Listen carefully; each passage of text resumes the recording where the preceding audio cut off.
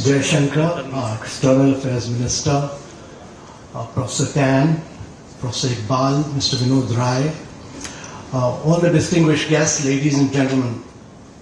Let me at the outset compliment ISS for bringing out this book in record time, soon after India's G20 presidency. There are many other universities around the world who are working on India's G20 presidency and doing a book, but you've beaten them, all of them at it. So you're the first off the mark. Let me also say that it's been a pleasure working with all of you towards the publication of this book. It's a seminal work. It's a remarkable book because it has writings from several Sherpas, which gives you a perspective of different countries. It covers all of India's priorities, and this book is remarkable because it brings out all the challenges which India was confronted with when it took over the presidency. I want to be extremely brief, and I want to just merely say that despite all the challenges, the Prime Minister wanted us to be very ambitious.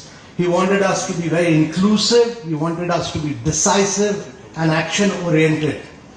And at the end of it all, we came out with a statement which had 83 paras.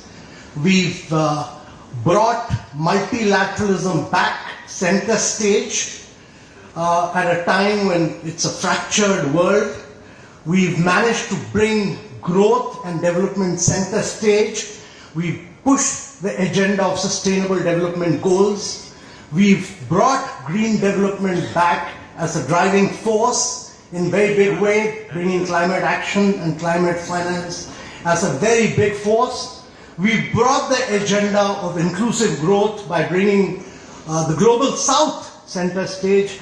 We ensured that G20 became G21 by making AU as a permanent member of G20, and we brought many of the remarkable things which India had spearheaded, particularly the digital public infrastructure, and we said that the world will not grow and develop in an inclusive manner without the digital public infrastructure.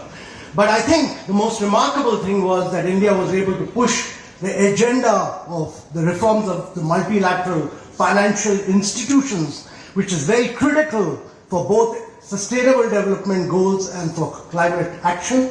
And we were able to bring what our Prime Minister had spearheaded, women-led development, back on stage in the global center stage. We were able to bring consensus on all, global consensus on all these issues. And to my mind, there were several challenges, but bringing everybody together demonstrated India's great global influence to straddle the world of G7, to take developing countries along, and to bring China and Russia all together on all key issues confronting the world. And that's why I really think that this book is seminal in many ways, because it highlights what all India has been able to achieve. Ladies and gentlemen, I'm truly delighted that this book is being released by our External Affairs Mr. Jaishankar. Throughout this presidency, he was a big source of inspiration and great source of motivation to all of us, me and my entire team, which is here today.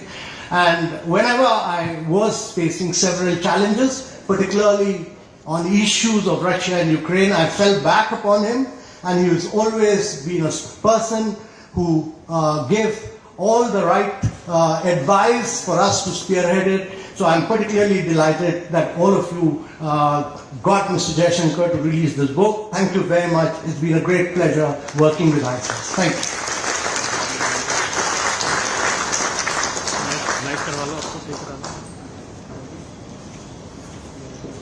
Thank you, Mr. Kant. Mr. Kant, I would like to request you to be on stage again. May I, please? And joining him, I would also like to request Professor Tan, Dr. Sylvia, and co-editor of the publication, Mr. Vinod Rai, to join Mr. Kant on stage for the launch of the publication service. May I have you on stage now, please?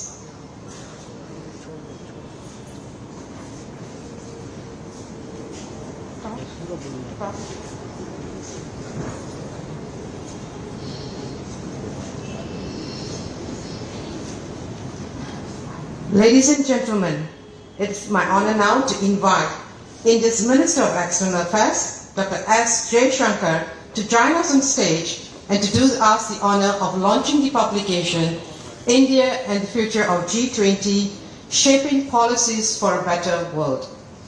Minister, sir, please.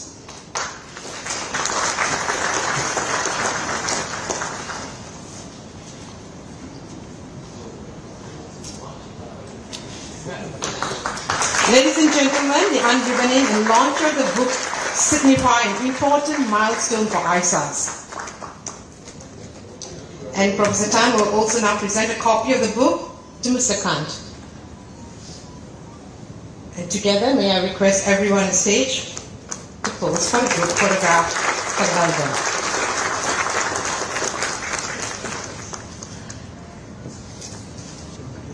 Thank you, gentlemen. Minister, sir, may I request you to go on stage, please?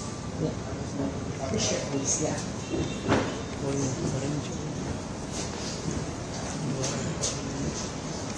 Thank you, sir. Ladies and gentlemen, it's an honor to invite the Honorable Minister to deliver his address. Minister, sir, please.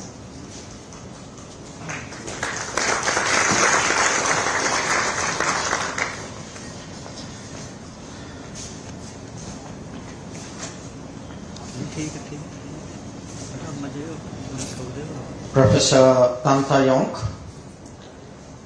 Mr. Amitabh Kant, the co-authors Iqbal Singh Sevia, Vinod Rai, Amitendu Palit, Excellencies, the Indian G20 team, ladies and gentlemen. I'm really very pleased today to join you on this occasion for a number of reasons. One, as Amitabh said, ISAS has been the fastest of the block.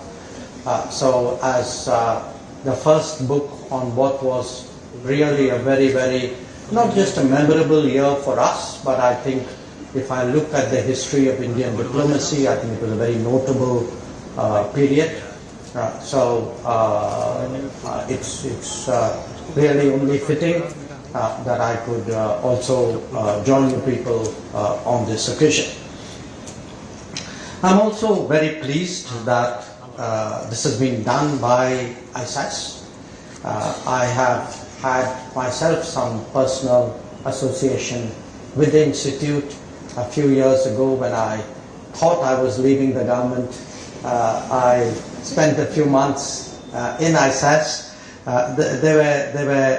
It was a short period but a very productive one, because I started my first book sitting there, and even otherwise, from the time I was High Commissioner in Singapore, it's an institution with which I've had the pleasure to work, and I would also like to take the occasion to congratulate you on your completing your 20th year, and I wish you all the best in your celebrations. Now, it's about 5 months now since we had the New Delhi summit of the G20. It's 2 months since India relinquished its presidency. So it's a natural thought for many of us who are involved with the G20 to reflect on how it is perceived, how it is remembered, how it's analyzed. And I'd like to begin really by sharing some of the, I can say, feedback that I got from people whose thoughts on this matter really make a difference. The first feedback I would give you is actually that of the Secretary General of the United Nations, Antonio Guterres. I had gone at the end of September to the UN General Assembly, and I had obviously met him there. That is customary, and I must say he was very, very appreciative of how the New Delhi summit had gone, how the G20 process had gone, because for him really this presidency had helped to get multilateralism back on the right track. So, for a UN Secretary General to actually, and he was very open about it, that that the work which had been done at the G20 had strengthened his hands, and he spoke. I mean, actually, we had the SDG summit had just taken place that week. So he said whether it's the refocusing on the SDG, the IFI reform, the Green Development Pact, the digital public infrastructure, he said, look, this is exactly what I was trying to get the world to talk about and think about. Unfortunately, there were other fires which sort of took more of the attention and the oxygen. So in that sense, he really valued the work of the New Delhi Summit and the G20 presidency. The second feedback, which I still get, is from the Global South.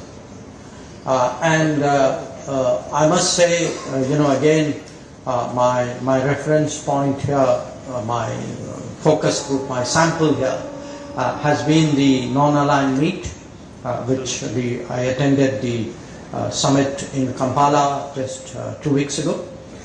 And within the Global South, the feeling was very strong that, in a sense, the G20 provided, the Indian presidency provided an occasion really for a lot of countries who had a natural affinity of interest, but somewhere had lost that sense of, I would say, cohesive articulation to get that back. The third is Africa specifically, because there's not a single African president or prime minister or foreign minister who's really not thanked us for what is seen truly as a big step in Africa's rise, a recognition today that Africa should have a voice. And in fact, in a very interesting way, it has also spurred a debate on not just multilateralism, but even on UN reform. I mean, the feeling is that if a body like the G20 could add a member, I mean, surely this should serve as an inspiration for other bodies, not least the United Nations. I think in terms of the general global perception, the feeling is that we managed to bridge multiple contradictions, that there was the East-West polarization centering around Ukraine. There was the North-South divide, mostly on development-related issues. And that in that sense, we actually kind of managed delicate walk on the trapeze with the spotlight on us, and did that with carrying 20 others along with us. In India itself, and again I say this from travels which I keep doing. Just a few days ago I was in Mumbai at the IIT. I think if I look back, and I can look back a fair distance, I can't think really of any foreign policy event which was domestically so deeply owned as this G20. That by doing these 220 meetings in 60 cities, and by doing it in a way in which people got outside the conference room, outside the hotels, brought in a lot of civil society, other non-governmental organizations, universities. So there's actually, it was almost like a nationwide celebration. And there was a sort of a collective ownership about its success. So it wasn't seen either simply as a government achievement or a diplomatic achievement. It was actually truly seen in many ways as a larger endeavor of a society. To that extent, I would say it is notable because it's part of what I would say today is a grounding of foreign policy on domestic sentiment. So there is that big change happening in India, and I think this was a very important driver of that. Now, the achievements of the G20, and Amitabh has spoken briefly about it, I think is something that we're all aware of. But I would like to make a few points to add to what he said there. One, of course, is the theme of the G20 itself: One Earth, One Family, One Future. And this theme, I believe, has a particular resonance at a time when globalism is supposedly retreating in the face of nationalism. Instead, I think what we were able to demonstrate is that really nationalism and internationalism are not at odds with each other, and it is really requires a bent of mind to harmonize that, and certainly countries with a long tradition of openness have no difficulty in doing that. Second, I spoke about the Voice of the Global South.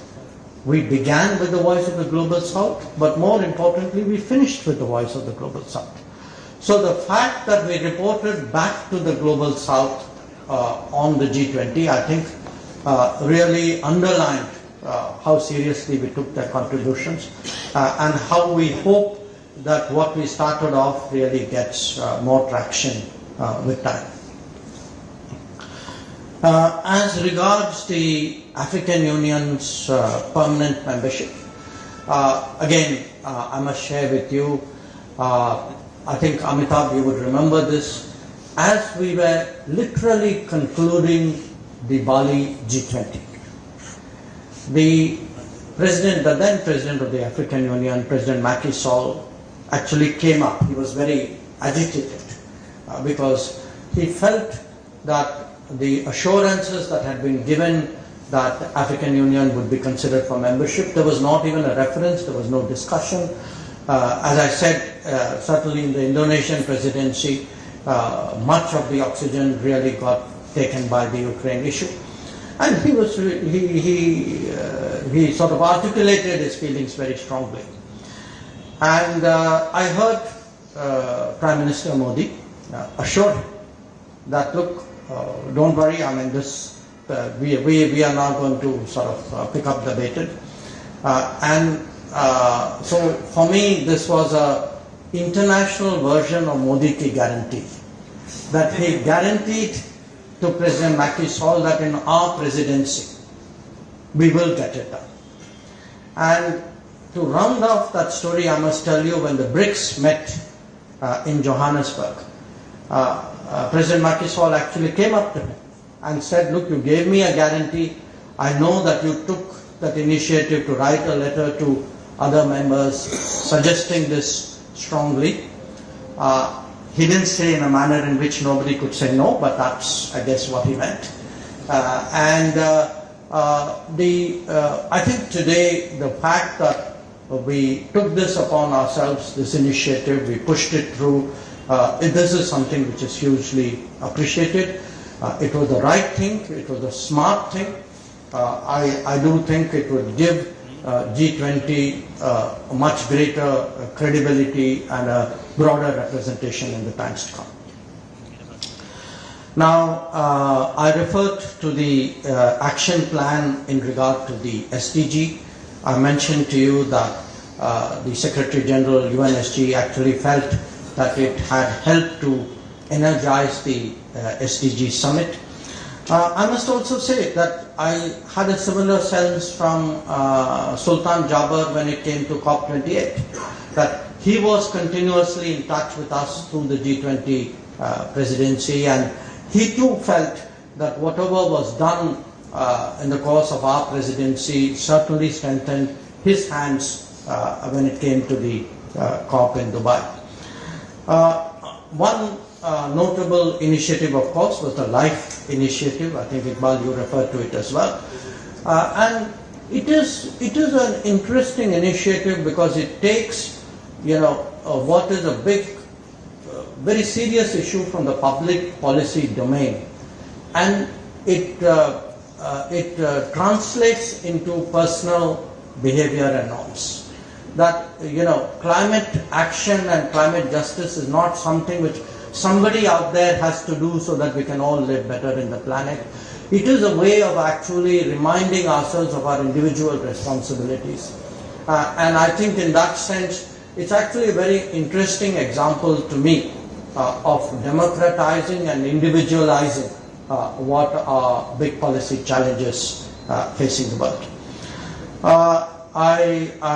Another important achievement, of course, again Amitabh referred to it, which was the IFI, the multilateral development banks, the better resourcing.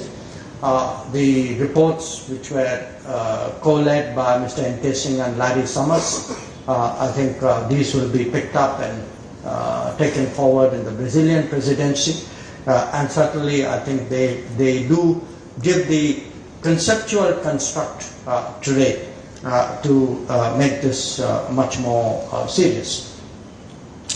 On digital public infrastructure, I just want to say that people have seen in India what a game changer it can be.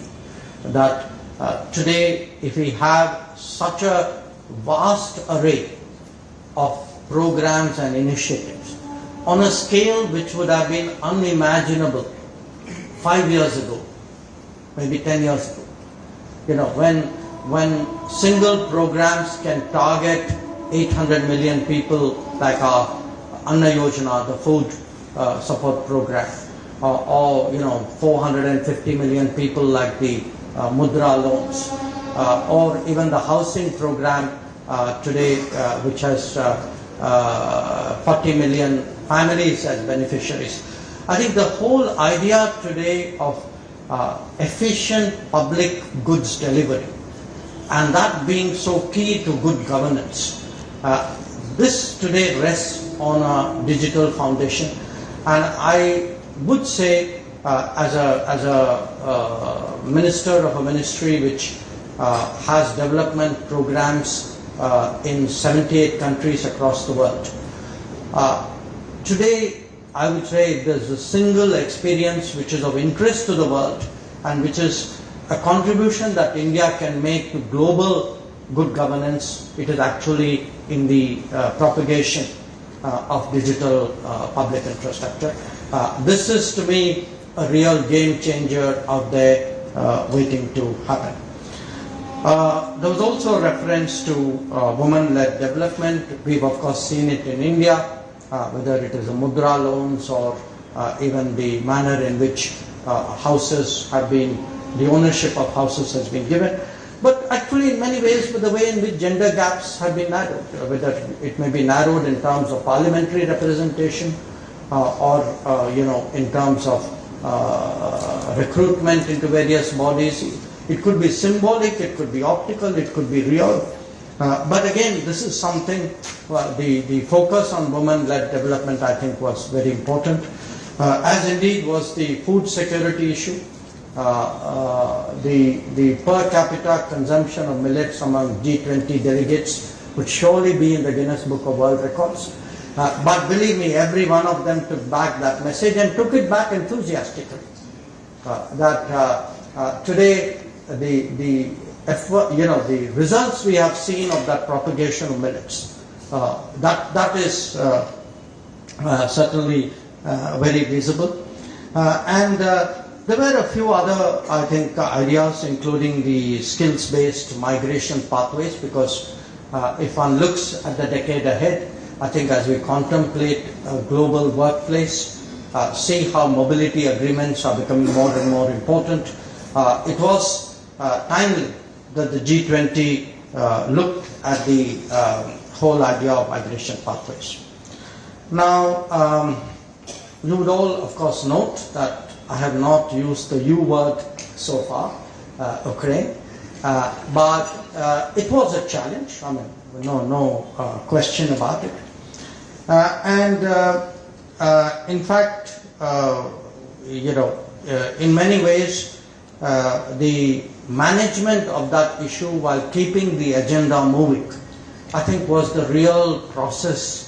I would say the complexity of the process was really focused around that. So at every meeting, the idea was to get the substantive work done while managing the Ukraine contradiction. So you could well ask me that, in a sense, what was the formula or the recipe for India's managing the G20 consensus in Delhi. I think the Sherpa knows and the G20 team knows we had a particularly exciting last 48 hours before we came to that consensus. And when I think back about it, I would say that what we did was we created so many outcomes that the value of that consensus went up, given the fact that there was so much riding on it. So it would have been a very brave country to take the call not to go along with the consensus. So if I would say, perhaps a learning which Amitabh and I carried from our youthful years in the university together, when you play this 3-card poker, in India it's called Ting Patti, if the stakes are high enough, nobody is going to call. So we learned something in that process. And I think because the stakes were really high, because the relationships were really strong, that between us and the other G20 members, we were actually able to get everybody to understand the seriousness of what was at stake. So it was, in a way, certainly a victory for diplomacy, but I would also say in many ways it was an assertion of gravitas, in a way, of a certain commitment to what are the really important issues in the world today, particularly the world of multilateralism today. So that's, I think, in a way, the reason why we could end up as well as we did. So finally, we have, of course, passed the baton on to Brazil. In doing this, it's also important to recall that we are in a singular position of 4 developing countries having back-to-back presidencies. We hope to make the most of it. But certainly, from an Indian perspective, I would say this G20 was, for us, a test of our ability to emerge as a Vishwamitra, a friend, a kind of a consensus builder, a bridge builder in the world today. It was an extraordinary year, but at the end of it all, a very, very satisfying year.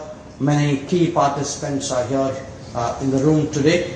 But I would like to thank ISAS, I'd like to thank the co-authors that for reflecting on these experiences, for encouraging other Sherpas to comment on it as well, because I do think when people look at the history of G20, they will surely see in the New Delhi summit a very important inflection point. Once again, I thank you for giving me the opportunity to share my thoughts with you on this occasion.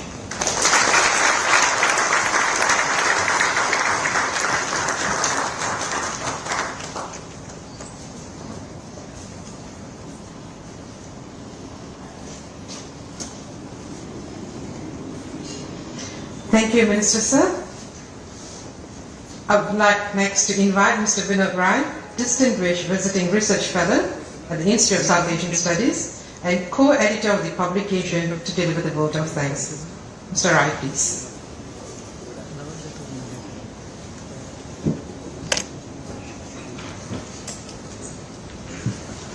Dr. S Jaishankar, Minister for External Affairs, Mr. Amitabh Kant, Your Excellencies, distinguished ladies and gentlemen. It has certainly been a remarkable year for India. India provided absolutely landmark leadership to all the group of countries in the year that India held the presidency. The crowning glory for this was those 83 paras which were accepted unanimously on the first day of the meeting, with no voice being raised against whatever had been written on those paras. I thought that is an absolutely remarkable feat in diplomacy that India could provide. Behind the scenes, what Dr. Jaishankar did, contacting every leader in every state, country's capital, Amitabh negotiating, cajoling, threatening, or whatever he did, we really don't know, but managed to get those paras together, and the remarkable team that is available with us, providing absolute support to these people. I think that was the crowning glory for India's presidency. So we thought this is the best that we could do to chronicle the achievements, the issues discussed, and the solutions provided, curate them into the form of a book and put them out for posterity or the other nations to see, and that is the book that you have. The remarkable part of it is that the conceptualization of the book was done in this very hotel, over a breakfast meeting that we had with Amitabh, and he suggested that we go ahead with it, and so support is provided by all the people who have contributed to the book. I would like to take this opportunity to thank firstly Dr. Jaishankar, the Minister for External Affairs, who has graced the occasion to launch this book for us. You all know how busy he is, and he's just told us that while traveling from his residence to the office, he just takes a minor detour via Kampala. He has been busy, but his interest in ISAS and the book has been remarkable. Thank you very much for coming and joining us this week. Amitabh has been a colleague, a source, and he contributed a forward in the book. We kept contacting him for all kinds of issues.